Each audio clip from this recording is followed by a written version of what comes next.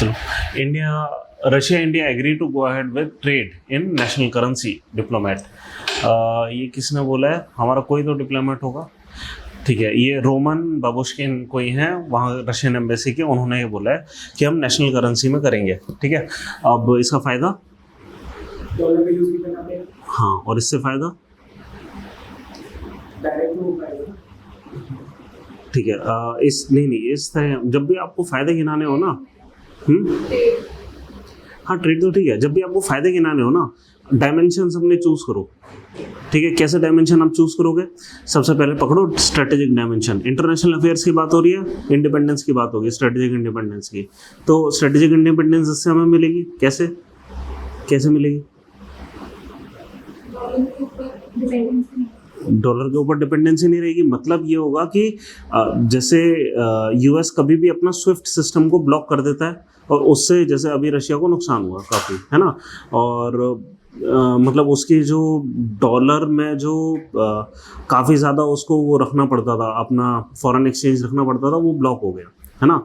अगर हम डॉलर से इंडिपेंडेंस हासिल कर लेंगे तो ये नहीं होगा, ठीक है। दूसरा, हमारा मतलब स्ट्रेटेजिक पॉइंट ऑफ व्यू से ही एक चीज़ और होगी हमारे लिए, क्या होगा कि दूसरों को, क्योंकि अब जब रुपी में इंटरनेशनल ट्रेड कुछ स्टार्ट हो जाएगा तो दूसरी कंट्रीज़ को रुपी स्टोर करके रखना पड़ेगा, रुपये की पावर बढ़ेगी, है ना।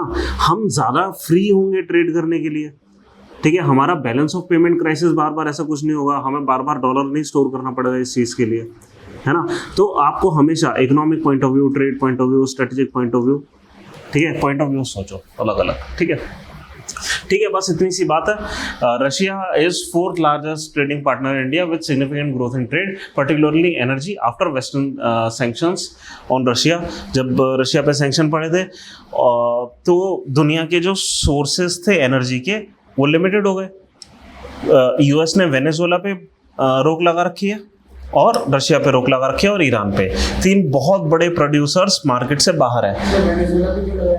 ऐसे ही पुराना उनका जो वो है, कुल मिलाकर ये ऑयल गेम है। अब पुराना कोई उन्हें रूलर पसंद नहीं आया, उन्हें लगा डेमोक्रेसी नहीं है, तो उन्होंने सैंक्शन लगा दिए, ठीक है। हमने मतलब हमारा जो आर्ग्यूमेंट था जयशंकर का वो यही था कि हमारे टॉप सप्लायर्स जो हो सकते थे पोटेंशियल, आपने सब पे रोक लगा दी, और अब आप कह रहे हैं कि बाकी सबसे खरीदो। बाकी सब तो मतलब आपसे खरीदो, है ना। तो ये तो कोई मतलब फेयर चांस रहा नहीं, राइट। तो दो चीज़ें हो गई एक साथ। क्या? एक तो ऑयल के प्राइसेस बढ़ गए क्योंकि नंबर ऑफ जो क्या सप्लायर्स हैं वो कम हो गए, ठीक है, और हमें ज़रूरत थी, तो दोनों चीज़ हमारे लिए अच्छी थी। क्या? ऑयल के प्राइस बढ़ गए, रशिया हमें सस्ते में दे रहा था, हमारी ज़रूरत थी, उसके पास सप्लाई थी, ठीक है, हमने उससे लिया काफ़ी, और एकदम से वो हमारा one of the major trading partner बन गया। इनफैक्ट इतना तगड़ा बन गया कि अब प्रॉब्लम ये हो गई हमारे साथ कि हमें पेमेंट करनी है डॉलर में हम पेमेंट कर नहीं सकते क्योंकि सैंक्शंस लगे रखे हैं, ठीक है। तो रशिया हमें अक्सर फोर्स कर रहा था कि आप किसी और तरीके से पेमेंट करिए, हो सकता है आपके पास रूबल और रूबल से कर दीजिए। रूबल हमारे पास थे नहीं, हम रुपी में ट्रेड कर सकते थे, बट रुपी में करा नहीं जा रहा था अभी तक ट्रेड। दूसरा एक तरीका जो होता है कि हम नॉस्ट्रो अकाउंट वगैरह कुछ खोल लेते हैं। नॉस्ट्रो अकाउंट क्या होता है कि मान लीजिए यहाँ कलकत्ता के किसी बैंक में, जैसे पहले चलता था कि एक अकाउंट खोल लिया रशियन गवर्नमेंट ने अपना, जब भी हमें पेमेंट करनी होगी हम उस बैंक अकाउंट में पेमेंट कर लेंगे। रशिया को कुछ भी खरीदना होगा, उस बैंक अकाउंट में जो रुपए पड़े हुए हैं उससे यहाँ से खरीद लेंगे। जब सैंक्शन हटेंगे, जितना रुपया उसमें कलेक्ट हो गया होगा उसका वो डॉलर कन्वर्ट करके ले जाएंगे, है ना। ये एक तरीका था कि हम ट्रेड कर सकते थे, बट इतना ज़्यादा वॉल्यूम हो गया ट्रेड का कि हम कितना ही एक बैंक अकाउंट में रुपए डालते रहेंगे, है ना।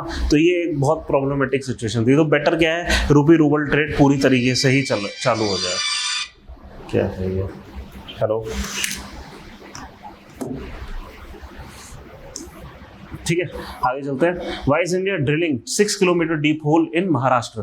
तो आपको कोयना नदी पता कहाँ है? कोई आइडिया?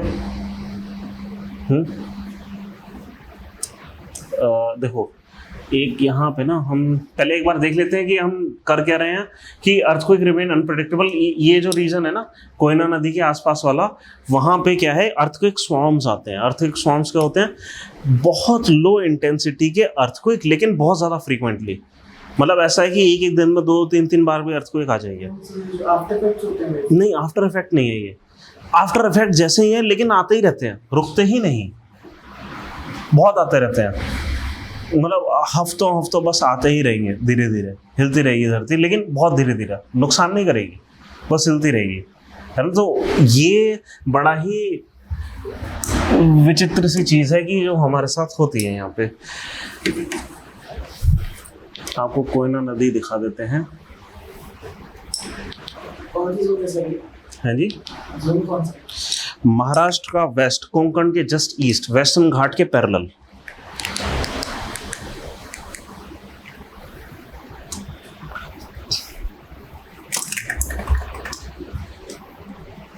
कोयना डैम भी है यहाँ पर, ये है। इनफैक्ट इतना बड़ा डैम है, इसमें काफ़ी ज़्यादा पानी को रोक रखा है। अब हमारा एक्चुअली मतलब कई सारे लोग ये मानते हैं कि ये जो अर्थक्वेक स्वार्म्स यहाँ पर आते हैं इस वजह से आते हैं क्योंकि ये डैम बना रखा है हमने यहाँ पे ना, एक डैम बना रखा है। एक सेकंड दिखाते हैं। ठीक है, कोयना डैम है, यहाँ पर एक डैम है, यहाँ से ये नदी यूँ ऐसे बह जाती है आगे, दिख रही है। ठीक है, अब क्या है कि हमने इतना पानी रोक रखा है, ये डैम देख रहे हो ऊपर से ही आपको पानी दिख रहा है, बहुत ज़्यादा पानी रोक रखा है हमने, है ना। इनफैक्ट इंडिया के वन ऑफ द, लोगों ने कोयना नदी का नाम नहीं सुना होगा, लेकिन one of the biggest dam है इंडिया का। ठीक है, और ये अच्छी खासी रेनफॉल वाला रीजन भी है ना। वेस्टर्न घाट का टॉप मोस्ट पॉइंट है। और अच्छी बात क्या है कि जो नदी है कोयना, वो उस साइड ना बहकर इस साइड बहती है ना। तो हमारे लिए दो अच्छी बात है। क्या, एक तो ये रेनफॉल रीजन में आ रहा है, अच्छा खासा पानी यहाँ कलेक्ट हो जा रहा है, और उस जगह पे ये पानी जा रहा है जहाँ पे पानी की ज़रूरत है, लीवर्ड साइड पे, है ना। इसलिए हमारे लिए डैम बहुत ज़रूरी है। अब प्रॉब्लम क्या है, कई लोगों का कहना है कि इस यहाँ पे डैम होने की वजह से, इतना ज़्यादा पानी होने की वजह से और इतना ज़्यादा लोड होने की वजह से शायद ऐसा है कि अर्थक्वेक स्वार्म्स आ रहे हैं। अब इसके लिए हमने कुछ स्टडीज़ करी। क्या करा कि लगभग 1-1.25 किलोमीटर नीचे एक बोरहोल हमने खोद दिया, ये चेक करने के लिए नीचे की जियोलॉजी क्या है, और हमें सैचुरेटेड स्टोन्स मिले। सैचुरेटेड मतलब कि नीचे हमें पानी से एकदम तर मिले। सैचुरेटेड मतलब 100% वाटर। वाटर टेबल किस तरीके से काम करती है ये मैं शायद पहले भी कई बार बता चुका हूँ, एक बार फिर से डिस्कस करते हैं इस चीज़ को।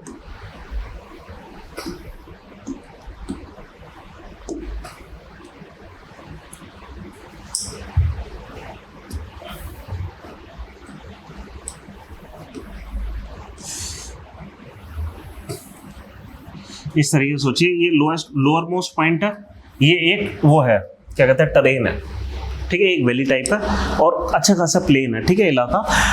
बट लोअर मोस्ट पॉइंट पे ऑब्वियसली एक नदी बह रही होती है। हर वैली में जो भी पानी बरसता है वो सेंटर में कलेक्ट होता है, ठीक है। सिर्फ कलेक्ट नहीं होता, ये तो रन ऑफ होता है कि डायरेक्टली यहाँ आ रहा है, कुछ पानी पर्कुलेट करता है नीचे, ठीक है।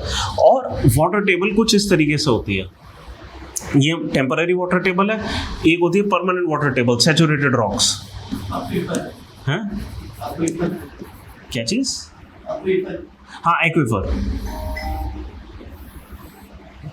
ठीक है, इस तरीके से। तो वाटर टेबल यहाँ तक होगी कुछ, जहाँ तक हमें पानी मिल रहा है। सैचुरेटेड पानी नीचे कलेक्ट होना शुरू हो जाता है। आप यहाँ पे कुआं खोदोगे, आपको यहाँ पे पानी मिलेगा, ठीक है, यहाँ पे कलेक्ट होना शुरू हो जाएगा कुएं के अंदर। और नीचे खोदोगे तो आपको परमानेंट पानी किसी जगह पे मिलेगा, ठीक है। इस तरीके से हमने जब यहाँ पे खोदा, बोरहोल करा, हमें 2-3 किलोमीटर नीचे तक भी हमारा ये अनुमान है कि नीचे पानी है, एकदम सैचुरेटेड है रॉक। हो सकता है इसकी वजह से अर्थक्वेक स्वार्म्स आ रहे हैं यहाँ पर, ठीक है। तो अब इसके बारे में हम और ज़्यादा डेप्थ में जानना चाहेंगे, क्योंकि ये दुनिया में हर जगह नहीं होता, ये बहुत रेयर फिनोमेना है जो हो रहा है। और क्या मिला है जब हमने बोरहोल करा है हमें, ऑब्वियसली ये एक डेकन ट्रैप वाला हिस्सा है ये पूरा, है ना। डेकन ट्रैप्स कहाँ से कहाँ तक होते हैं, कुछ आइडिया डेकन ट्रैप्स वैसे होते क्या हैं?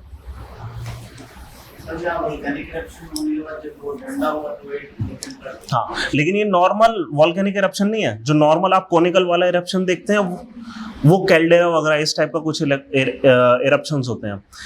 ये क्या है कि किसी जमाने में पूरा इलाका ही ऐसा था कि जगह जगह पे वॉल्केनोज निकल रही थी, है ना, फ्लड प्लेन्स थे लावा के, ठीक है। तो हमें क्या मिला है यहाँ पे, जब हम खोद रहे हैं बोरहोल को, तो सैचुरेटेड रॉक मिल रहे हैं और बसाल्ट फ्लड प्लेन्स मिल रहे हैं। फ्लड प्लेन मतलब लावा के फ्लड प्लेन, लावा का फ्लड प्लेन है। और होगा क्या कि जहाँ पे भी लावा सॉलिडिफाई होकर कोई रॉक बनाती है, इस टाइप के रॉक को हम क्या बोलते हैं? इग्नियस रॉक, है ना। हमें इग्नियस रॉक मिल रहे हैं, तो ऐसे ही कुछ है। तो India's borehole geophysics research laboratory is leading effort in the Koyna Warna region to gain insight into earthquake mechanics and earth composition. अब यहाँ पे क्या है कि earthquakes remain in unpredictable, especially those occurring within tectonic plates. Minor earthquakes, अब ठीक है, ये तो ठीक है, minor earthquakes and unexpected size post significant risk to populated areas. अब वो तो हमें पता है कि ज़्यादातर जो अर्थक्वेक होते हैं कौन से जोन्स में होते हैं, जहाँ पे प्लेट बाउंड्रीज हैं। यहाँ दूर दूर तक कोई प्लेट बाउंड्री नहीं है, और फिर भी यहाँ अर्थक्वेक आ रहे हैं, है ना। फिर साइंटिफिक डीप ड्रिलिंग इसके लिए ज़रूरी है, ठीक है। In India borehole geophysics research laboratories overseas deep drilling programme focusing on Koyna Warna region in Maharashtra which has frequent earthquake link to Koyna dam. ऐसा माना गया है कि ये डैम से लिंक्ड है। फिर बेनिफिट्स क्या हैं, हमें क्या पता लगेगा कि अभी की जो हमारी सरफेस ऑब्जर्वेशन है वो इनसफिशिएंट है। सरफेस पे जो हम ऑब्जर्वेशन लेते हैं उससे बहुत ज़्यादा कुछ नहीं पता लगता। सरफेस पे वैसे जो ऑब्जर्वेशन लेते हैं उससे हमें कैसे पता लगता है नीचे के जियोलॉजी के बारे में कुछ आइडिया? हाँ, किस स्पीड से आ रही हैं कुल मिलाकर हम ये देखने की कोशिश करते हैं। अब जनरली जब बहुत ज़्यादा डीप होता है अर्थक्वेक का जोन, तो हम ज़्यादा कुछ बता पाते हैं अर्थक्वेक के बारे में। जैसे यहाँ पे एक इस तरीके से हम क्रस्ट बना लेते हैं अर्थ की, ठीक है, और फिर मेंटल कोर वगैरह जो कुछ भी है, ठीक है। अगर कहीं मान लीजिए ये प्लेट है, ये नीचे सबसाइड कर रही है, यहाँ पे कहीं अर्थक्वेक का जोन बैठ रहा है, ठीक है, तो क्या होगा कि जब भी अर्थक्वेक अकर करेगा यहाँ से लेकर यहाँ तक मतलब 8-10 किलोमीटर का कोई डेप्थ होगा, है ना। अर्थक्वेक 8-10 किलोमीटर कवर करने के लिए कुछ सेकंड्स का समय लेगा, ठीक है। हमें कई सारी टाइप की वेव्स मिलती हैं। एक होती है पी वेव, सुना है आपने पी वेव के बारे में? प्राइमरी वेव्स क्या होती हैं? बॉडी वेव्स होती हैं जो कि जिस डायरेक्शन में एक सामान मतलब एक चीज़ चल रही है उसी डायरेक्शन में होती है, मतलब साउंड वेव की तरह, है ना। धक्का देने वाली वेव्स होती हैं, ये आगे से होती हैं, ठीक है, कि कुछ मॉलिक्यूल्स अगले मॉलिक्यूल्स को धक्का देंगे, फिर वो उसके अगले को, और इस तरीके से चलेगा।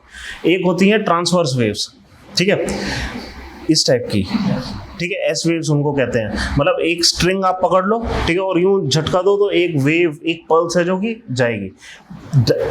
वेव के जाने का डायरेक्शन ये है, लेकिन जो स्ट्रिंग है वो ऊपर नीचे जा रही है, ठीक है। तो ये हो गया ट्रांसवर्स वेव, ये थोड़ा सा धीरे चलती है, ठीक है। उसके अलावा होती है सरफेस वेव, एकदम इस तरीके से, जैसे पानी का सरफेस ले लो, ठीक है, उस पर यूं करके वेव चल रही है, ठीक है। हमने अभी जो देखी वो बॉडी वेव है कि नीचे से ऊपर तक आ रही है। एक बार ये वेव ऊपर तक आ गई, अब इसके आगे जो वेव चलेगी वो सरफेस वेव की तरह चलेगी, ठीक है। क्रस्ट एक मलाई की लेयर की तरह है मेंटल के ऊपर, ठीक है। जैसे आप भगोनी हिलाओगे, मोटी मलाई की परत यूं हिलेगी, सो सरफेस वेव की तरह हिलेगी, ठीक है। तो एकदम इसी तरीके से हम ये यहाँ से वेव यहाँ तक कैसे पहुंची, यहाँ तक कैसे पहुंची, यहाँ पे अगर अर्थक्वेक आया वो पूरे जोन में महसूस होगा।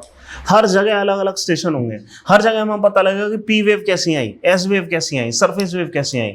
उससे हमें जियोलॉजी की कंपोजिशन का पता लगेगा इलाके की।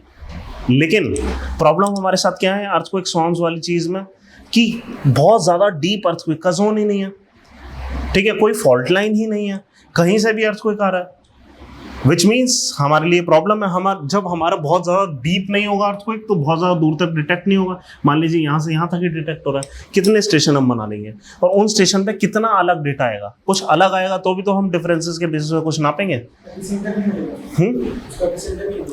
नहीं, एपिसेंटर वगैरह सब मिलेगा, बट बहुत ज़्यादा हमें कुछ मिलेगा नहीं। मतलब हर सेंटर पे आपको एक जैसा ही डेटा मिल रहा होगा, इतना कोई बड़ा डिफरेंस नहीं आ पाएगा कि आप चेक कर लें कि क्या अंतर है ना। लेयर बाय लेयर कंपोजिशन का क्या अंतर है, कुछ नहीं पता लगेगा हमें, ठीक है। तो ये हमारी प्रॉब्लम है जिसकी वजह से हमें यहाँ पे अब ड्रिल करना पड़ेगा, ठीक है।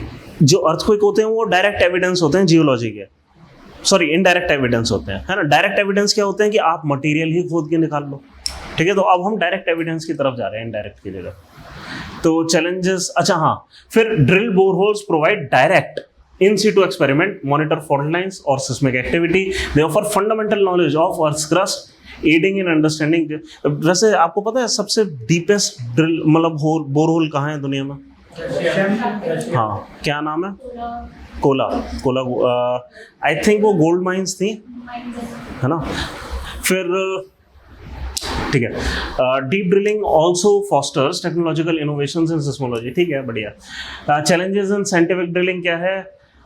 लेबर एंड कैपिटल इंटेंसिव होती है, हार्श कंडीशंस होती हैं, maintaining boreholes and ensuring integrity of collected sample are technically demanding. अब टेक्निकल डिमांडिंग कैसे है कि एक्चुअली कोला में जब हम डीप गए, जो 10 किलोमीटर डीप जाने के बाद हमें ये पता लगा कि एक्चुअली रॉक किसी भी तरीके से ब्रिटल है नहीं, वो है प्लास्टिक। अब ऐसी चीज़ को आप ड्रिल कैसे करोगे? जो प्लास्टिक है, आपकी ड्रिल बिट जैसे घूम रही है उसके साथ रॉक भी घूम जा रहा है, और ज़्यादा नीचे कैसे जाओगे? हमारे पास बहुत टेक्निक होती नहीं है, तो विच मीन्स क्या है कि बहुत आसान हमारे लिए होगा नहीं आपसे ये करना। फिर trouble shooting issues eight great depth is complicated, आपका इक्विपमेंट स्टक हो जाएगा नीचे, फिर क्या करेंगे? ठीक है, और डैमेज। फिर ह्यूमन रिसोर्सेज आर अनरिचेबल। ठीक है, हाईली स्किल्ड लोग चाहिए इस चीज़ के लिए। ड्रिलिंग टेक्निक क्या है? 2 तरीके की हमारी चीज़ें जो हम यूज़ करेंगे, mud rotary drilling and air hammering. Mud rotary drilling में क्या होगा कि हमारा जो रोटर जाएगा नीचे, ठीक है, उसके साथ मड जाएगी और उसकी मदद से हम ड्रिल कर रहे होंगे, कुछ एब्रेसिव टेक्निक मतलब फ्रिक्शन की मदद से। और एयर हैमरिंग से क्या होगा कि हम प्रेशर से एयर नीचे डाल रहे होंगे ताकि जो ड्रिल्ड मटेरियल है वो नीचे से गश आउट हो जाए। कभी कभी ऐसा होता है जैसे हम वाटर जेट का प्रेशर डालते हैं और जो नीचे मड इकट्ठी होती है वो बाहर आ जाती है, ये हम शैलो ड्रिलिंग में करते हैं। इतनी डीप ड्रिलिंग में हम एयर गश करेंगे, ठीक है, तो एयर हैमर डाला जाएगा। बस यही चीज है। तो rotary drilling involve steel rod with diamond embedded drill bit cooled by mud drilling. Air hammering uses compressed air to deepen the borehole। और ये सब ठीक है, इस सारा डिटेल में कभी कुछ आएगा नहीं। फाइंडिंग ऑफ द, ठीक है, अभी तक की फाइंडिंग क्या है? The mission revealed 1.2 kilometre thick layer of 65 million old Deccan trap. Million year old Deccan trap. आपको पता है डेकन ट्रैप वैसे बने कब थे? टाइम फ्रेम क्या है? एक्चुअली 65 मिलियन ईयर ओल्ड है, एनसीईआरटी में 65 मिलियन ईयर ओल्ड लिखा हुआ है। ठीक है, तो एग्जैक्टली उस पॉइंट ऑफ टाइम के हमें डेकन ट्रैप 1.2 किलोमीटर नीचे मिल गए हैं। ठीक है, ट्रैप लावा फ्लोज एंड 2500 से 2700 million year old granite rock. मतलब नीचे ग्रेनाइट रॉक है बहुत पुराने, 2.5 बिलियन ईयर ओल्ड, और उसके ऊपर डायरेक्टली ऊपर लावा के ट्रैप्स हैं, जो डेकन ट्रैप्स जिसको हम कहते हैं, है ना। तो जैसे हमारी अंडरस्टैंडिंग थी वो एक्चुअली वेरीफाई भी हो गई है। ग्रेनाइट क्या होता है कि आइडिया है ग्रेनाइट किसको कहते हैं? हाँ, इग्नियस ही है, पर कैसा इग्नियस रॉक होता है ग्रेनाइट? जब देखो कुछ तो ऐसा होता है कि लावा बाहर आई और कूल डाउन हो गई, ये होता है रैपिड कूलिंग। रैपिड कूलिंग से क्रिस्टल उतने स्ट्रांग नहीं बनते, ठीक है, ये भी इग्नियस रॉक है। हाँ, ये इंट्रूसिव है, ये एक्सट्रूसिव है। जो बाहर आकर कूल हुआ वो एक्सट्रूसिव हो गया, जो अंदर ही over a period of millions and millions of year cool हुआ है धीरे धीरे, उसका क्रिस्टलाइजेशन ऐसा होता है कि वो और ज्यादा स्ट्रांग हो जाता है। ये जो स्ट्रॉन्गर टाइप ऑफ रॉक होता है उसको हम कहते हैं ग्रेनाइट। ठीक है, तो बहुत पुराना ग्रेनाइट मिला है उसके ऊपर। ये हमारी जियोलॉजी है एक्चुअली, जो हमें पहले से भी पता है कि इस इलाके में जियोलॉजी कैसी है। ठीक है, चलो बस ठीक है। Measurement provided new information on rock properties, fluid composition, temperature, ये सब ठीक है। की डिस्कवरी क्या? Presence of water down to 3 kilometres indicating deep percolation and circulation. Corner region is critically stressed, making it prone to frequent small magnitude earthquake, जिसको मैंने बताया कि अर्थक्वेक स्वॉर्म्स कहते हैं। ठीक है, बस इतना ही है, और ज़्यादा कुछ है नहीं। कुछ है नहीं, आगे चलते हैं। Case for caste census. चलो ठीक है, मेरे को बताओ कास्ट सेंसस होना चाहिए कि नहीं? अब पहले हम नहीं के रीज़न गैदर करेंगे और फिर होना चाहिए उसके गैदर करेंगे। नहीं क्यों नहीं होना चाहिए? Social distension, social rifts create होते हैं। हाँ, तो रिफ्ट क्रिएट हो रही है एक किस्म की, है ना, सोशल डिवीजन हो रहा है। और कुछ सर जो डिस्पैरिटी है उसको, अगर डिस्पैरिटी जो पहले ज़माने में कास्ट के ग्राउंड पर हुई थी वो धीरे धीरे वो इक्विवेलेंट हुई अपनी इकोनॉमी के ग्राउंड पर। तो अब वो कास्ट के डेट में देखा जाए, बट इसके लिए तो फिर और डेटा की ज़रूरत है। हम ये कैसे बोल रहे हैं कि नहीं होना चाहिए? तो उससे कास्ट का क्या फर्क, अगर इकोनॉमिक डिसाइड करना है, इकोनॉमिक सिचुएशन या कंडीशन से कास्ट सेंसस का कोई रिलेशन? कोई रिलेशन नहीं है, ठीक है। अगर हमारा ये मेन एम है कि हम इकोनॉमिक बेसिस पे अफर्मेटिव एक्शन दें, है ना। अच्छा, एक और नेगेटिव इसमें पॉइंट ये हो सकता है, ऐड कर सकते हैं, पॉलिटिकल टूल की तरह यूज होगा, है ना। और कोई पॉइंट? वल्नरेबल कास्ट की स्थिति है, मुझे को लगता है और डिटीरियोरेट हो गया कास्ट सेंसस की वजह से। कैसे? सर क्योंकि भाई एक पॉलिटिकल फायदे के लिए एक वोट बैंक की तरफ तो देखा जाएगा, और जो रियल डेवलपमेंट है वो नहीं होगा। हम ये कह सकते हैं कि हो सकता है कास्ट सेंसस की वजह से और ज़्यादा डिस्क्रिमिनेशन बढ़ जाए, है ना। अगर बात नंबर्स पे ही चली जाएगी, है ना, तो फिर लोगों को लोगों की तरह देखना बंद कर दिया जाएगा, है ना। ये चीज़ कही जा सकती है। चलो ठीक है, लगभग यही पॉइंट है ना। और कोई आ रहा है दिमाग में? तो अगर आप पॉजिटिव पॉइंट्स की तरफ चलते हैं, क्यों ज़रूरी है? जितने भी लोग एज फेक वो बना के रह रहे हैं ना, वो एक्सपोज मतलब बहुत सारे होते हैं ना गवर्नमेंट स्कीम के फायदा उठाने के लिए। अच्छा, हाँ, फेक सर्टिफिकेट्स वगैरह, ठीक है, ये हो सकता है। ग्राउंड रिपोर्टिंग से मुझे तो और नहीं लगता कि और कोई बेनिफिशियल होता है। ओके। महाराष्ट्र कैडेट की कोई आई है पर्सन, वो भी ऐसे ही एक बनाई हुई थी। मेंटल डिसेबिलिटी का सर्टिफिकेट देकर वो वाइस पेटर मिल गया। लेकिन आप, अच्छा चलो ठीक है, और कुछ हम इंडिविजुअल एग्जांपल की जगह ओवरऑल फायदा बताओ ऊपर से। फायदा जो वल्नरेबल ग्रुप है उसके बारे में पता चलेगा, तो उसके ऊपर और एक्शन ले सकते हैं। हाँ, अफर्मेटिव एक्शन लेने के लिए सुप्रीम कोर्ट ने कई सारे केसेस में ये बोला है कि आप कोई भी रिजर्वेशन देंगे, ठोस डेटा के बेसिस पे होना चाहिए। अब रिजर्वेशन होना चाहिए या नहीं होना चाहिए, ये सब तभी पॉसिबल है जब हमारे पास डेटा हो, और उसके लिए डेटा कलेक्ट करना ज़रूरी है ना। अगर हटाना भी है रिजर्वेशन तो उसके लिए भी डेटा चाहिए, है ना।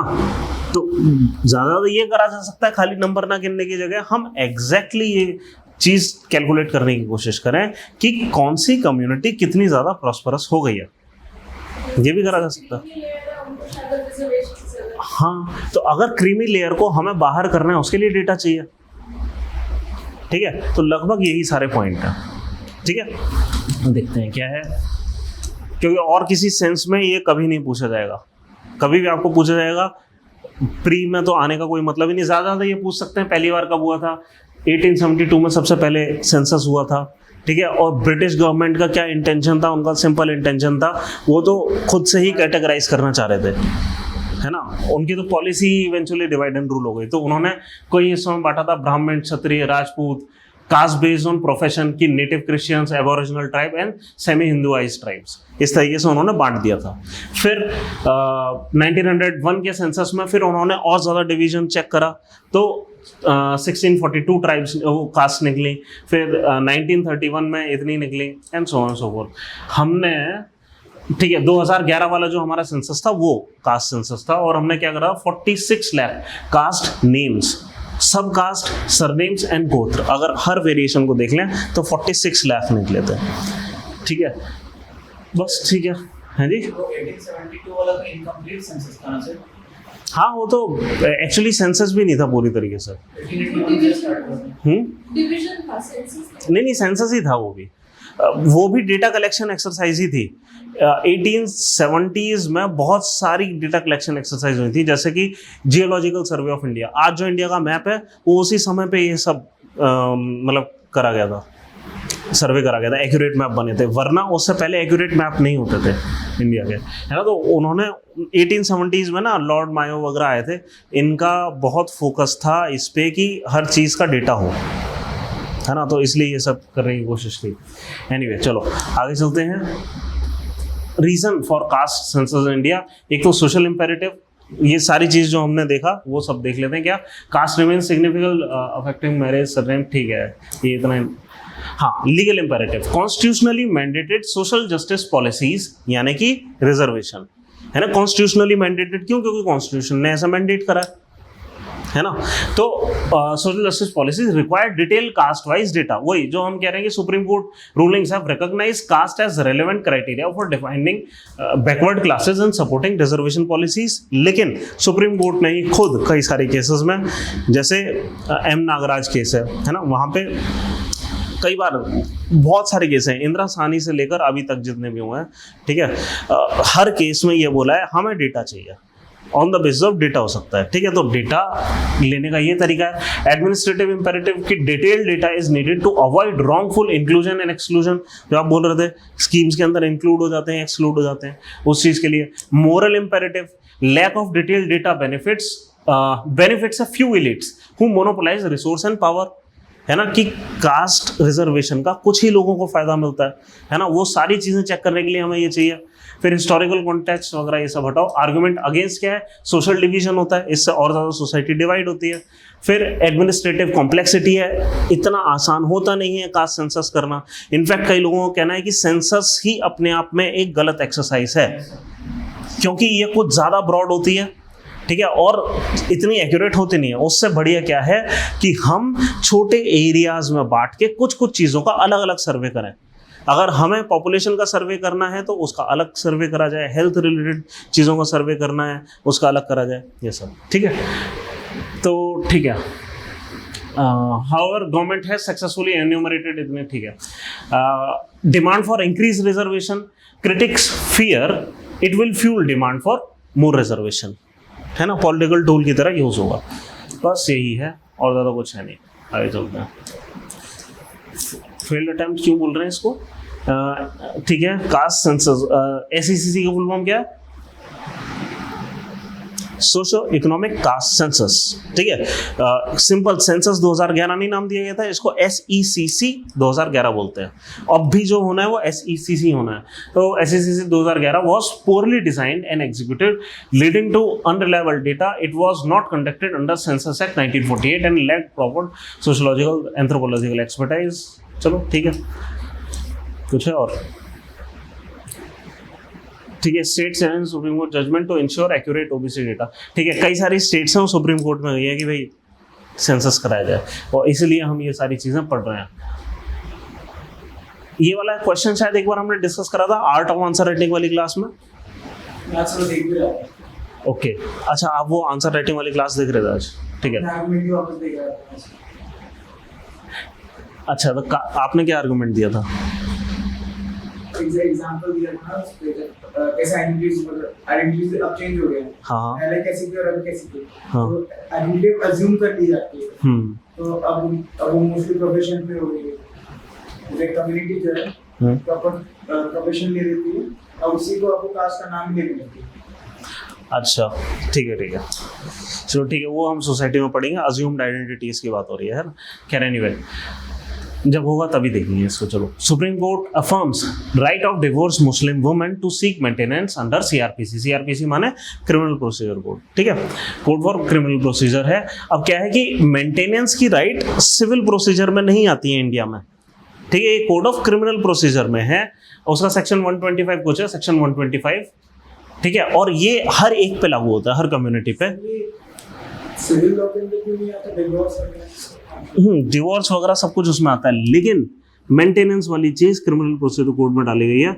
और आपको पता होगा कि सिविल लॉ में तो पर्सनल लॉज हो सकते हैं, क्रिमिनल लॉ में नहीं होते, कंप्लीटली ऑब्जेक्टिव होता है। विच मीन्स उसी चीज को आर्गुमेंट बनाकर इन्होंने ये बोला है कि मेंटेनेंस का जो हक है वो चाहे हिंदू कम्युनिटी हो मुस्लिम कम्युनिटी, हर जगह है, ठीक है। तो क्या कह रहे हैं कि Supreme court has dismissed an appeal bye Muslim man against Telangana high court order that allowed his ex-wife to seek maintenance under code of criminal procedure. Two judgments थी इनकी, reaffirmed that Muslim woman is entitled to seek maintenance from her husband under section 125, ठीक है, even if divorce under religious personal law, चाहे religious personal law के under divorce हुआ हो फिर भी वो ले सकती हैं, मेंटेनेंस होगा, ठीक है। This ruling follows a 22-year-old precedent that reignite discussion legal, ठीक है, ठीक है। इसी चीज के ऊपर फिर वो तलाक बिद्दत के ऊपर आया था जजमेंट, ट्रिपल तलाक वाला जजमेंट था ना, क्या था, क्या जजमेंट है? तलाक जो है वो वन टाइम नहीं देना है, वो उसको जो है इंस्टेंटेनियस ट्रिपल तलाक बैन, ठीक है। तलाक बैंड नहीं है किसी भी सेंस में, ना ही ट्रिपल तलाक बैंड है। इंस्टेंटेनियस ट्रिपल तलाक जहां पे नेगोशिएशन की अपॉर्चुनिटी ना मिले कपल्स को, नेगोशिएशन प्रोसेस होना कुल मिलाकर, है ना। और सुप्रीम कोर्ट ने मुस्लिम लॉ को ही इंटरप्रेट करा, शरिया को ही इंटरप्रेट करा, और उन्होंने कहा कि लॉ में ऐसा कुछ नहीं लिखा गया है जहां पे इंस्टेंटेनियस तलाक पॉसिबल हो, ठीक है। तो उसको उठाकर उन्होंने बैन कर दिया, ठीक है।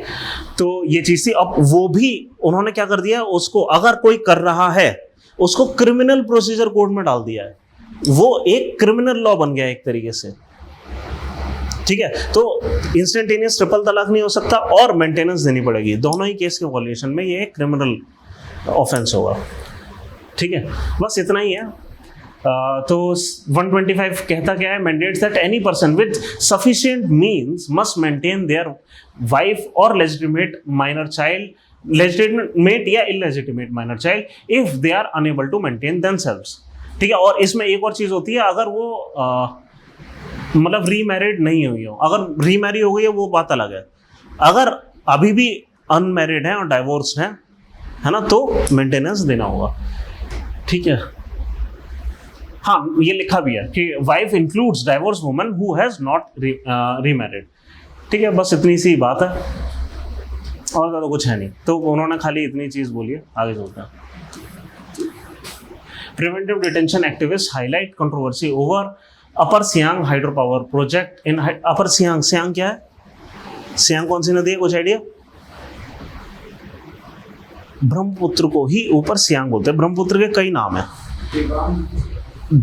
दिहांग, दिबांग नहीं, दिहांग, ठीक है। दिबांग एक और ट्रिब्यूटरी है, ठीक है। अच्छा, यहाँ तिब्बत में जो बहती है इसको क्या बोलते हैं?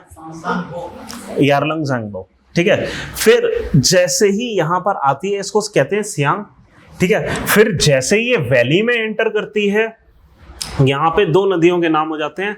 यहाँ पे आती है दिहांग नदी और यहाँ पे दिबांग, दो नदियां हैं। दिबांग एक अलग नदी है, यहीं की यहीं जो बारिश होती है उसका कैप्चर होकर ये यहाँ से आती है, और जो ये ऊपर से घूम कर आ रही है ना ये नदी, ये ऐसे करके, ये वो ब्रह्मपुत्र है जिसको ऊपर नाम होगा अपर रीचेस में सियांग, लोअर रीचेस में दिहांग, ठीक है। और फिर ये जब सारी मिल जाएंगी इसका नाम यहाँ पे ब्रह्मपुत्र हो जाता है आसाम की वैली में, ठीक है। सिंपल।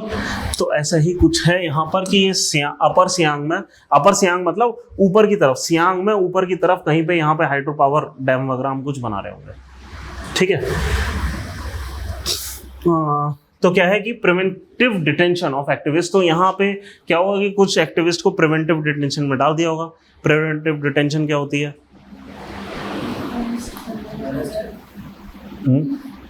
कोई ऑफेंस होने वाला हो उससे पहले ही अरेस्ट कर दिया, है ना। अब इसमें क्या होता है कि प्रिवेंटिव डिटेंशन लॉ इंडिया का ऐसा कुछ है कि हम ऑफेंस होने से पहले किसी को भी 3 महीने तक के लिए कर सकते हैं, है ना, अगर सस्पेक्टेड भी है ना। तो ऐसे ही कुछ है। तो 2 anti dam activist from Arunachal Pradesh were placed under preventive detention ahead of union power minister Mohanlal Khattar's visit, ठीक है। Activist however asserted that their intention was to present a memorandum to minister regarding controversial Upper Siang project, ठीक है। तो अपर यहाँ पे 3 dot दिए हैं, sites for pre feasibility सर्वे। हमने अच्छा एनवायरनमेंट वाली किसने करी थी? सिर्फ आपने करी थी ना क्लास, ठीक है। क्या होता है कि जब भी कोई प्रोजेक्ट चलना होता है उसका एक एनवायरमेंटल इम्पैक्ट असेसमेंट होता है।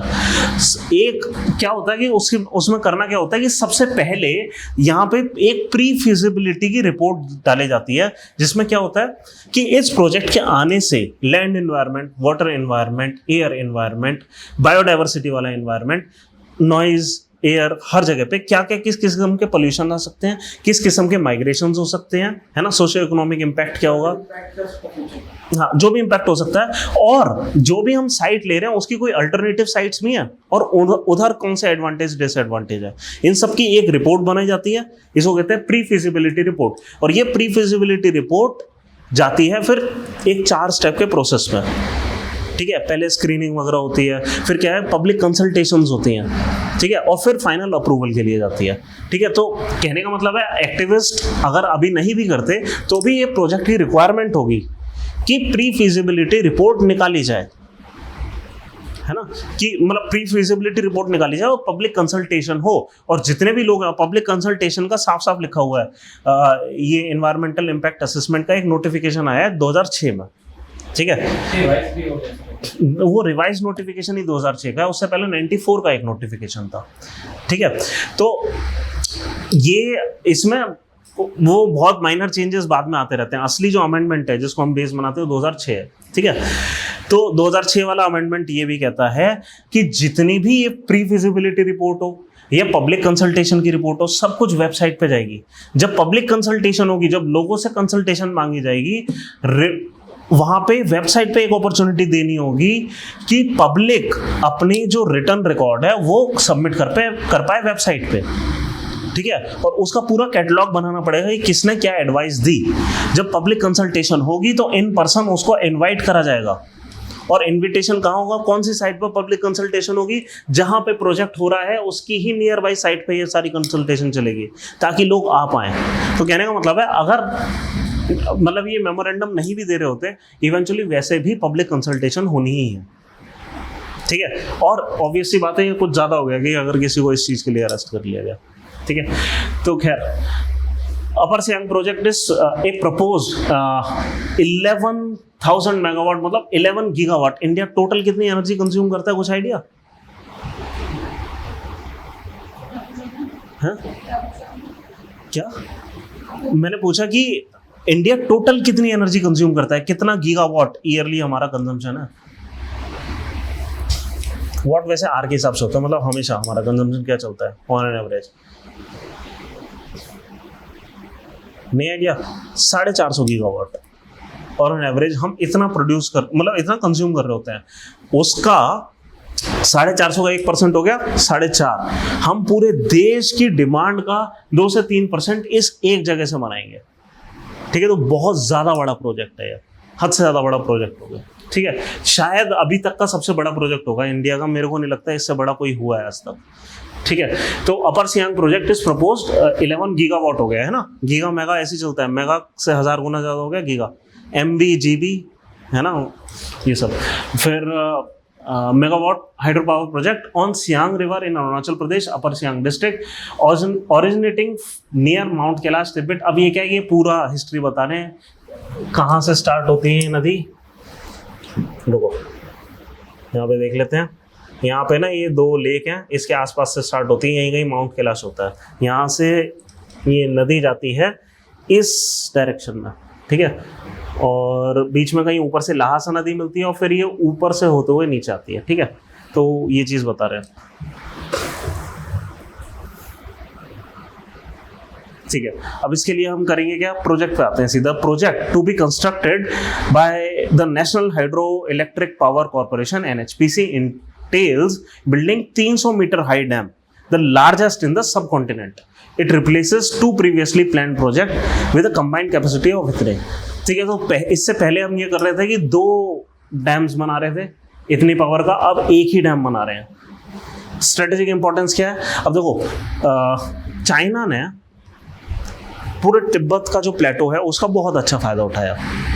प्लेटो की अच्छी बात क्या होती है, हायर ग्राउंड पर होता है ना, विच मीन्स हम ज़्यादा ग्रेविटी के अगेंस्ट हम ज़्यादा पावर जनरेट कर सकते हैं। दुनिया का हाईएस्ट प्लेटो है, ठीक है। दुनिया के सबसे ज़्यादा हाइड्रो पावर प्रोजेक्ट, सबसे बड़े हाइड्रो प्रोजेक्ट्स यहीं पे मिलते हैं। उसने हर नदी को, ब्रह्मपुत्र नदी पे 5-6 डैम बना रखे हैं, उसकी ट्रिब्यूटरीज पे इंक्लूडिंग लहासा नदी वगैरह पे, लहासा कैपिटल भी है, वहीं से लहासा नदी निकलती है, ठीक है। तो हर जगह पे उसने डैम बना रखे हैं, वो काफ़ी फ़ायदा उठा रहा है। और इसका फ़ायदा क्या होता है कि जब कई बार ऐसा हमने देखा है कि स्ट्रेटेजिकली वो पानी छोड़ना चालू कर सकता है या बंद कर सकता है, वो कभी भी यहाँ पे फ्लड ला सकता है, और हमारे पास कोई दीवार नहीं है उस पानी को रोकने के लिए, ठीक है। तो डैम होने से एक फ़ायदा होगा कि हम अगर हम इसको जनरली खाली रखें इन डैम्स को, तो पीछे से वो कभी भी छोड़ेगा तो हमारे पास एक कैपेसिटी है कि हम स्टोर कर लेंगे वो सारे पानी को, है ना, इमीडिएटली फ्लड नहीं आएगी, ठीक है। तो dam is considered strategic imperative to counter China's hydro power project on Zangbo river, ठीक है। चाइनीज प्लान फॉर इतने, तो मतलब 60 gigawatt super dam in Tibet's Medog county near border with ये, ठीक है। The Chinese project aims to divert water to China's northern region. Indian officials believe that Upper Siang project will serve as a reservoir to mitigate the effect of reduced water flow from China. अगर ब्रह्मपुत्र का वो divert कर रहा है पानी, है ना, तो यहाँ हम ये कर पाएंगे. बट एक चीज़ आप याद रखें, क्या कि यहाँ पर पानी आ कैसे रहा है. एक चीज़ आप याद रखें कि तिब्बत वाला ये जितना भी इलाका है ये सब लगभग ड्राई है. ठीक है, इसमें जो यारलुंग ज़ैंगबो है ना, नदी नहीं नहर है यहाँ से लेकर यहाँ तक. असलियत में पानी कहाँ से आता है, कैसे आता है? प्रेसिपिटेशन से आता है. और कैसे आता है? जो हमारा मानसून है, जो इस डायरेक्शन में हवाएं चलती हैं और हमेशा चलती रहती हैं. ठीक है, हम पूरे साल यहाँ पे जो बारिश होती है उसका पानी है जो ब्रह्मपुत्र में इतना पानी होता है. ठीक है, तो कहने का मतलब है इतनी भी कोई बड़ी चीज़ नहीं है, इतना भी बड़ा वॉल्यूम नहीं है. बट अगर उसको उसने स्ट्रेटेजिकली यूज़ करना शुरू कर दिया तो फिर ऑब्वियसली बहुत बड़ा अंतर आएगा पानी में जो हमें यहाँ पर मिल रहा है. ठीक है, तो ठीक है, एनवायरमेंटल सोशल कंसर्न ज़्यादातर डैम के होते हैं. क्या कंसर्न होते हैं? लोग माइग्रेट होते हैं, बायोडाइवर्सिटी सबमर्ज हो जाते हैं, ये सब. ठीक है, अर्थक्वेक स्वार्म्स अभी हमने देखा कोयना नदी पे. ठीक है, ये सारी चीज़ें आगे चलते हैं. National Gopal Ratna award. तो department of animal husbandry and dairying is promoting sustainable livelihood through Rashtriya Gokul mission. Gokul mission कुछ नहीं है, गाय की ब्रीड्स को और बेहतर करने के लिए एक मिशन है. ठीक है, और उसी में ये गोपाल अवार्ड हो गया. ठीक है, गोकुल का मतलब क्या होता है हिंदी में, कोई आइडिया? गो मतलब गाय, कुल मतलब वंश, है ना, गाय का वंश, गोकुल. उनके वंश को और ज़्यादा डाइवर्सिफाई करना, बायोडाइवर्सिटी बढ़ा देना, स्पीशीज़ की बायोडाइवर्सिटी बढ़ा देना, है ना. गोकुल मिशन का काम ये है. गोपाल मतलब गाय को पालने वाला, सिंपल. ठीक है, तो वही गोपाल अवार्ड मिलेगा. ठीक है, Gopal Ratna award. Emphasising conservation of indigenous bovine breed. ठीक है, ऑब्जेक्टिव क्या है कि aims to recognise and encourage excellence in dairy sector focusing on indigenous cattle and buffalo breeds. Initiative launched under Rashtriya Gokul Mission award, launched under Rashtriya Gokul mission. The award यानी कि वो गोपाल वाला award is administered by the department of animal husbandry. ठीक है, categories क्या है? 3 category हैं. Best dairy farming rearing, indigenous cattle buffalo breed, best dairy cooperative society, milk producer company वगैरह. अच्छा, तो क्या है कि एक तो फार्मर को मिल रहा है अवार्ड, एक कोऑपरेटिव सोसाइटी को या कंपनी को मिल रहा है अवार्ड. ठीक है, और एक मिल रहा है बेस्ट आर्टिफिशियल इंसेमिनेशन टेक्नीशियन के लिए, एक टेक्नीशियन को मिल रहा है अवार्ड. ठीक है, 3 टाइप के अवार्ड है, हर साल दिए जाएंगे. बस ठीक है, कैश प्राइजेस इतने तो होते हैं, इतना ज़्यादा याद रखने की ज़रूरत नहीं होती. ठीक है, आपको लगभग थोड़ा आइडिया वो नाम से ही क्लियर हो जाएगा, है ना, मिशन के नाम से क्लियर हो जाएगा वो क्या कर रहा है. Floral waste is boosting circular economy. Circular economy क्या होता है? Circularity in economy. Circular economy क्या होता है? एनवायरमेंट आपने करिए, बताओ. अच्छा, वो वाली? हाँ, वही है सर्कुलर इकोनॉमी. इसमें रिएक्टिव होते कबाड़ी वाले से होते हैं ना? नहीं यार, गलत डायरेक्शन में जा रहा हो. सर्कुलर इकोनॉमी है कि कोई भी वेस्ट प्रोड्यूस ही ना हो, इवेंचुअली हर वेस्ट किसी ना किसी चीज के रॉ मटेरियल में लग जाए. समझ रहे हो? हर मतलब मान लीजिए अगर हम यहाँ घर पे भी वेस्ट प्रोड्यूस कर रहे हैं, वो किसी तरीके से यहाँ पे या तो रिसाइक्लेबल वेस्ट होगा या बायोडिग्रेडेबल वेस्ट होगा. 2 ही टाइप के वेस्ट होंगे, या तो प्लास्टिक, कागज, लोहा, लंगड़, ये सब होगा. ये सब का सब रिसाइकल हो जाना चाहिए. और जो बाकी का जितना भी वेस्ट है, जो किचन वेस्ट टाइप का हमें निकलता है ना, वो सब का सब कंपोस्ट बनने में चला जाना चाहिए. और इसके अलावा जो सिल्ट, मिट्टी वगैरह निकलती है, वो लैंडफिल साइट में चली जानी चाहिए. ठीक है, पूरी सर्कुलर इकोनॉमी, हर वेस्ट किसी ना किसी चीज़ का रॉ मटेरियल बन जाए. कंपोस्ट जो बना है, या फिर उससे हम मान लीजिए वो बना दें, बायोफ्यूल्स वगैरह बना दें, उससे एनर्जी निकल जाए. ठीक है, ये हुई सर्कुलरिटी इन इकोनॉमी या सर्कुलर इकोनॉमी. तो इंडिया इज प्रोमोटिंग ये. ठीक है यार, अब फ्लोरल में क्या हम मतलब फूलों का क्या कर सकते हैं, बताओ. उससे एसेंस निकाल सकते हैं सर, वो असर जिसको कहते हैं. हाँ, है ना, तो हम क्या है सेंट निकाल सकते हैं, इंसेंट स्टिक्स निकाल सकते हैं, वो अगरबत्ती वगैरह होती है वो सब, है ना. और क्या कर सकते हैं? ऑब्वियसली बायोडिग्रेडेबल वेस्ट है, इसका मैन्योर बना सकते हैं कंपोस्टिंग के थ्रू. बायोफ्यूल्स बना सकते हैं, वो सब कुछ कर सकते हैं जो हम नॉर्मली जनरली किसी भी ऑर्गेनिक मैटर के साथ कर लेते हैं, है ना, यही है। तो सर्कुलर इकोनॉमी क्या होता है कि पहले तो रिफ्यूज़ करो क्या एक्विजिशन ऑफ रॉ मटेरियल, हम बहुत ज़्यादा ना लें। फिर दूसरा रिफॉर्म करें, अपने डिज़ाइन वगैरह में चेंज करें, रिड्यूस करें, कम वो करें, फिर जितना हो सके उसको रीयूज़ कर सकें, हर उस चीज़ को, है ना, रीपर्पस कर सकें हर सामान को। और कुछ भी नहीं कर पा रहे हैं तो एटलीस्ट रिसाइकिल कर लें, है ना। कुछ वेस्ट फिर भी मिलेगा लेकिन वेस्ट मिनिमल होना चाहिए, ये हो गई सर्कुलर इकोनॉमी, ठीक है। तो और वो क्या है कि जो भी हमारा मतलब रिसाइकिल हुआ वो रॉ मटेरियल की तरह आगे काम आ जाएगा, है ना, ये सर्कुलर इकोनॉमी है हमारी, बस, ठीक है। सर्कुलर इकोनॉमी इन इंडिया, ये सब ठीक है, चैलेंजेस। चलो आगे चलते हैं, और ज़्यादा कुछ है नहीं। अच्छा, सम नोटेबल केस स्टडीज़ ये देख लो कि हम अभी भी फ्लोर मतलब ये जो फूल हैं इनसे हम कुछ कंपनियां कुछ बढ़िया काम कर रही हैं। जैसे होली वेस्ट कोई कंपनी होगी हैदराबाद की, ये NGOs भी हो सकते हैं, कंपनी भी हो सकते हैं, क्या है ये, फ्लोरजुविनेशन कन्वर्ट्स, एक कोई इन्होंने टेक्निक डेवलप करी हुई, converts floral waste into eco friendly product जैसे कि fertiliser, incense sticks, scented cones, soaps, ठीक है, ये सब बना रहे हैं। Partners with 40 temples and 2 flower vendors, ठीक है। फ्लावर वेंडर जिनका कुछ फूल नहीं बिके, खराब हो गए, वो ले लिया, ठीक है, मंदिरों में जो चढ़ा हुआ है वो ले लिया, है ना, और उसका ये सब बना दिया। फिर फूल, कानपुर में ये 21 mega tons of floral waste weekly collect करते हैं from temples in Ayodhya, Varanasi, Bodhgaya, Kanpur and Badrinath, ठीक है। फिर अदीब प्योर नेचर मुंबई में है कोई, ये भी कर रहा है, ठीक है। कुल मिलाकर इस टाइप की चीज़ें कई सारी NGOs वगैरह कर रही हैं। आप 2-4 का नाम रख लेना, कभी कभी अपने आंसर राइटिंग में काम आ जाएगा, ठीक है। फूल आई थिंक बहुत आसानी से याद हो जाएगी, कानपुर की, है ना, ये सब कर लेना। चलो, सेविंग द स्टार्स, तो Malaysian authorities arrested 6 member ranger turtle gang, कोई होगा। अच्छा, यहाँ ना एक ना ये स्टार्स करके एक इंडियन स्टार टोटोइज एक स्पीशीज है ना, उसको स्मगल कर रहे थे कोई गैंग, उनको पकड़ा है। अब क्योंकि ये न्यूज़ में आया है तो हमारे वो राइटर्स ने इसको कवर कर लिया है कि क्या है ये, ठीक है। इस तरीके से दिखते हैं इंडियन स्टार टोटोइज, ठीक है, देख लो स्पीशीज वगैरह क्या है। IUCN स्टेटस है वल्नरेबल माने 50%, हाँ, कि उनकी जो पॉपुलेशन है पिछले 10 साल में 50% तक रिड्यूस हो गई है, ठीक है। ये हो गए vulnerable in IUCN red list due to habitat loss, poaching for pet trade और इलीगल ट्रैफिकिंग, ठीक है। Small to medium size tortoise होते हैं, स्टार शेप पैटर्न होता है जो इनके बैक पे बना होता है।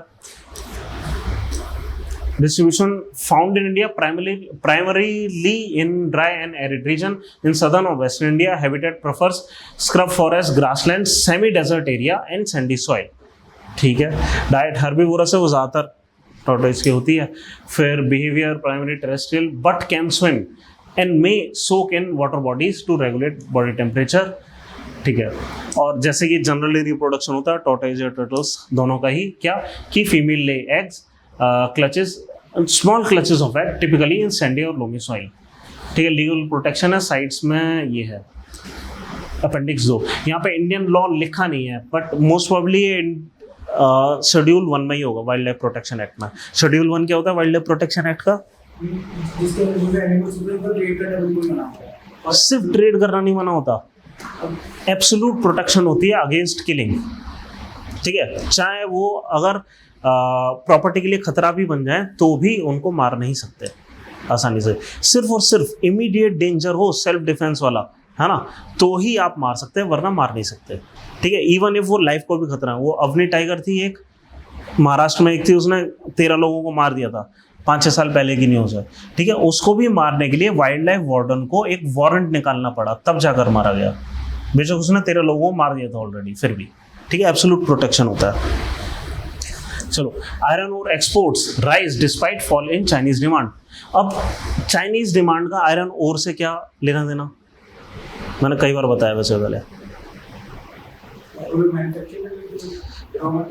क्या मैंने बताया कभी कि चाइनीज इकोनॉमी चलती कैसे है, उनका बेसिक क्या है, बेस क्या है? ऑब्वियसली मैन्युफैक्चरिंग बेस्ड इकोनॉमी है, ऐसा हम हर जगह सुनते हैं, और इसलिए हम बहुत बड़ी चीज़ को इग्नोर कर देते हैं कि उनकी इकोनॉमी का लगभग 30% पिछले मतलब 10 साल में, पिछले 2-3 साल पहले तक उनकी इकोनॉमी का 30% अकेले कंस्ट्रक्शन सेक्टर से आ रहा था, ठीक है। और कंस्ट्रक्शन सेक्टर में किस चीज़ की ज़रूरत है? सीमेंट की, आयरन की, हम दोनों ही धड़ल्ले से एक्सपोर्ट करते थे। ठीक है, अब हुआ क्या है रिसेंट टाइम्स में चाइना में डिमांड कम हो गई आयरन की। ऐसा क्यों हुआ, क्या रीजन लग रहा है? घोस्ट टाउन्स बनाते जा रहे थे जिसकी कोई यूटिलाइजेशन नहीं थी, कभी तो रुकना था, वो रुक गया। तो और इसलिए चाइनीज इकोनॉमी उतने इंप्रेसिव नंबर्स नहीं दे पा रही हो। हमने देखा लगातार 10 साल तक 10% से ऊपर की ग्रोथ दी थी उन्होंने। ठीक है, अब नहीं दे रहे। क्यों नहीं दे रहे? क्योंकि एक पूरा सेक्टर जो 30% कंट्रीब्यूट कर रहा था उनकी जीडीपी में, वो पूरा खत्म हो चुका है, नेगेटिव ग्रोथ दिखा रहा है पॉजिटिव की जगह। इसलिए वो बहुत ज़्यादा मतलब स्ट्रगल कर रहे हैं कि किसी तरीके से 5% की भी ओवरऑल ग्रोथ दिखाने अब। ठीक है, चाइनीज इकोनॉमी इस वजह से डूब रही है। एक्सपोर्ट अभी भी दुनिया में सबसे ज़्यादा हाई है उनके, फिर भी डूब रही है। क्यों डूब रही है? इस वजह से। ठीक है, अब इसलिए न्यूज़ ये आई है कि आयरन और एक्सपोर्ट राइज हो रहे हैं इंडिया में despite fall in Chinese demand. कहने का मतलब हम और कहीं दे रहे होंगे। ठीक है, तो ऐसे ही कुछ हो रहा है। तो हम कर क्या रहे हैं एक्चुअली, स्मॉलर मार्केट्स में जा रहे हैं जैसे Indonesia, Malaysia, to offset Chinese demand. ठीक है, सिंपल है, इतनी ही न्यूज़। आगे चलते हैं। Bangalore firm sets new world record with high altitude UAV test at Umling La pass. Umling La pass, okay, Umling La pass है कहाँ पता नहीं। Anyway, Bengaluru based firm new space research, हाँ देखा है, हाँ उमलिंग ला पास, ठीक है, ओके। ठीक है, तो Bangalore based firm new space Research and Technologies has announced a significant achievement in UAV testing. क्या कि the company claim to have successfully tested 100 kg का max take off weight UAV altitude, इतने यहाँ पे लद्दाख के उमलिंगला पास में, हाईएस्ट मोटरेबल रोड पर। अच्छा, तो वो वहाँ तक ले गए होंगे, फिर वहाँ पे उड़ाकर दिखा दिया होगा कि उतने थिन एयर में भी इनका 100 kg का ड्रोन उड़ पा रहा है। ठीक है, 25 kg का पेलोड था उसका टोटल। ठीक है, अकॉर्डिंग टू इनके सीईओ जो भी हैं, the UAV's capability to carry 25 kg payload from 5800 metre high pass surpassing performance of. ठीक है, इनका कोई होगा कि उन्होंने माउंट एवरेस्ट के बेस कैंप पे कुछ उड़ा दिया होगा, DJI फ्लाई कार्ड 30 ड्रोन भी होगा। ठीक है, M develops blood test for early Alzheimer's diagnosis. ठीक है, तो मतलब ये खाली ब्लड टेस्ट से अल्जाइमर चेक कर पाएंगे। ठीक है, New Delhi have developed simple blood test that may significantly aid in early diagnosis of Alzheimer's disease. This progressive form of dementia predominantly affects individual of। ठीक है, आपको अल्जाइमर पता है ना इन जनरली क्या होता है? भूलने की बीमारी है ना, डेमेंशिया होता है एक किस्म का, और 65 के अबव होता है। ठीक है, तो उन्होंने ब्लड टेस्ट सही कर दिया, और ज़्यादा इसमें कुछ काम का है नहीं लग रहा। आ सकते हैं। India Russia oil trade search एमिड Ukraine conflict saving 10.5 billion. अभी हमने शुरुआत में क्लास के डिस्कस करा था क्या कि दो एक साथ फैक्टर एक साथ आ गए थे। क्या दुनिया में ऑयल के जो प्राइसेस हैं बहुत तेज़ी से बढ़ गए यूक्रेन वॉर के बाद, और रशिया हाईली डिस्काउंटेड रेट पे देने को तैयार था क्योंकि उसकी सप्लाई रुक गई थी। तो हमने जो टोटल सेव कराया, अगर हम ओपन मार्केट से खरीदते तो इतने रुपए ज़्यादा देने पड़ते। न्यूज़ कुल मिलाकर सिर्फ इतना कह रही है। ठीक है, $10.5 बिलियन। तो historically oil has not been a significant element of Indo Russia trade relationship. क्यों? क्योंकि जनरली हमें बड़े नज़दीक से ऑयल मिल जाता है, इराक, ईरान, सऊदी अरेबिया बड़े सप्लायर्स रहे हैं। ठीक है, तो अभी यहाँ पे डॉलर से आता है और हमें किसी तरीके से वहाँ से सस्ते में मिल रहा था तो वहाँ से ले लिया। वहाँ पर तो आउट ये ठीक है, ये अपन को पता है। कुछ है एक्स्ट्रा? कोई फैक्ट ज़्यादा है नहीं इसमें। क्विज करते हैं, चलते हैं फिर।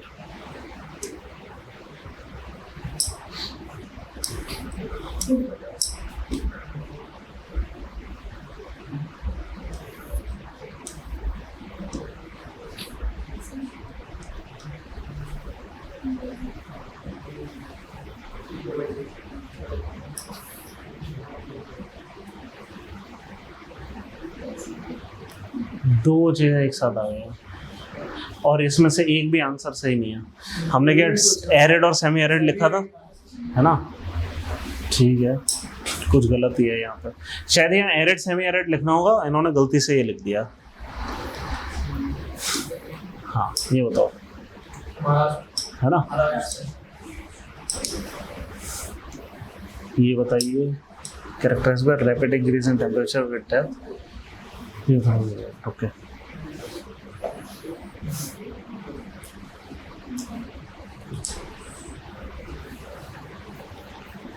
मेंटल हाँ मेंटल, ठीक है।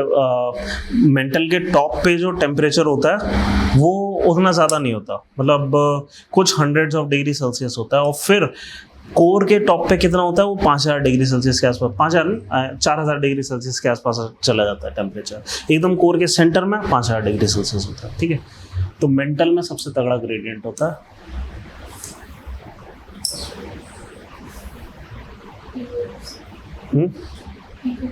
पीरियड्स, ठीक है ना।